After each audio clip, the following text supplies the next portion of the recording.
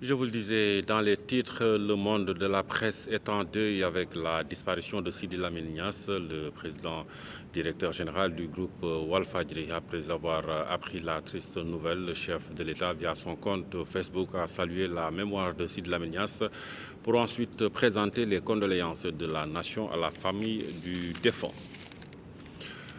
Et puis ce communiqué du secrétaire général du gouvernement, le président de la République, son Excellence Macky Sall, le Premier ministre Mohamed Boun Abdallah Dionne et l'ensemble du gouvernement présentent leurs sincères condoléances à la famille, à la Oumma islamique et à la presse nationale et internationale suite au rappel à Dieu d'El Hadj Sidi Lamine Niasse, président directeur général du groupe Walfadjri. Le Sénégal perd un pionnier de la presse privée, un témoin des grandes mutations démocratiques de notre pays et un infatigable défenseur de l'islam, des libertés individuelles et collectives. Le gouvernement exprime toute sa compassion à l'ensemble de la famille éplorée et à la nation toute entière. C'est la tristesse, la consternation au siège du groupe et au domicile de Sidi Lamine Niasse. Dès l'annonce de la nouvelle, des populations, amis et journalistes ont convergé vers ces lieux. Des témoignages ont été faits sur la dimension professionnelle, religieuse et sociale de l'homme. Pour certains, Sidi Lamine Niasse est un combattant des libertés, mais pour d'autres, c'est un homme de Dieu qui est parti. Salut sec. Aux proches qui attendent au pied de l'immeuble de Walfadjri s'ajoutent ceux qui viennent faire l'info.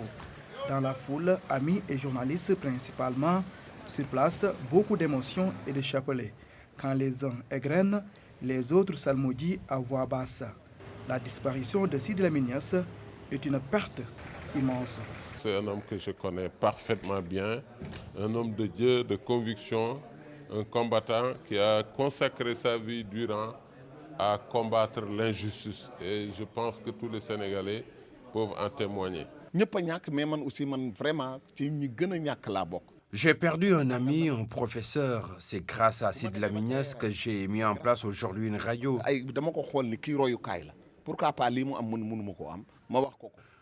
Il est pour moi un exemple et il m'a toujours encouragé. Dans les studios, point de mots, mais un silence bavard. Le regard absent se noie dans la tristesse. Animateurs, journalistes, techniciens sont tous bouleversés par la disparition de Sidi Lamine Niasse. Il a participé au grand moment de la vie d'une nation. Donc c'est un homme complet qui part aujourd'hui. C'est une disparition subite qui a surpris tout le monde. Je travaille avec lui depuis près de 15 ans.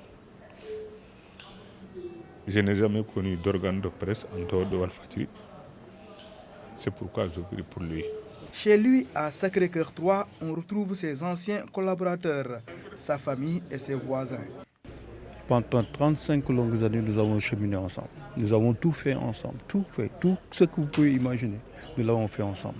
C'est un homme de vérité, c'est un homme véridique. Un homme qui était très attaché à l'éthique, à une certaine éthique, à la déontologie professionnelle. Tous les jeunes journalistes qu'il a promus, parce qu'il croyait à ça. Chaque fois je lui dis, mais Sidi, c'est trop tôt. Voilà, la personne n'a pas du tout l'expérience qu'il faut. Il me dit non, mais cette personne-là, il a de la conviction, il croit en quelque chose. Il faut l'encourager, il faut le promouvoir parce qu'il est jeune. C'est maintenant qu'il faut le promouvoir. C'est aussi une très énorme perte pour notre famille, nos familles de Léona Niassène et de Medina Baye Niasse, parce qu'il a porté haut le nom de notre famille et l'a représenté partout dans le monde. Et vraiment, nous ne pouvons que nous en remettre à Dieu. La presse a perdu un combattant des libertés, mais pour d'autres, c'est un homme de Dieu qui est parti. Le président du groupe Walfadjri fait partie des pionniers d'une presse libre au Sénégal. Il a consacré toute sa vie au rayonnement d'une presse libre et démocratique. Chef religieux issu de la lignée maraboutique Niassène, sa formation religieuse avait fait de lui un intellectuel de haut rang, très écouté et très influent. Son parcours avec Habib Mbaye. Un baobab de la presse sénégalaise s'est effondré, un défenseur de l'islam décomplexé, par son statut d'intellectuel imbu des valeurs islamiques et de l'enseignement arabo-musulman. Valeurs que Sidi Lamine Niasse a héritées depuis sa naissance le 15 août 1950 à Kaolack de son illustre père El Hadj Khalifa Mohamed Niasse, savant, homme de Dieu écrivain. Et justement, l'écriture sera le lourd legs qu'il aura amplement hérité de son père, au point de fonder le fameux groupe de presse Walfadjri, ce qui fera de lui un monument d'une presse libre en quête perpétuelle d'une démocratie où la pluralité de l'expression libre a toujours été son sacerdoce.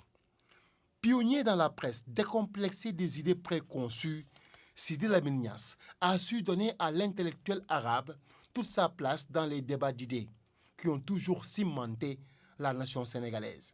Un grand homme de médias qui a donné à des générations de journalistes sénégalais et d'ailleurs l'occasion de se faire, de se parfaire et de bâtir plus tard leur propre groupe de presse ou d'être parmi ceux qui donnent vie à la presse sénégalaise, africaine et mondiale.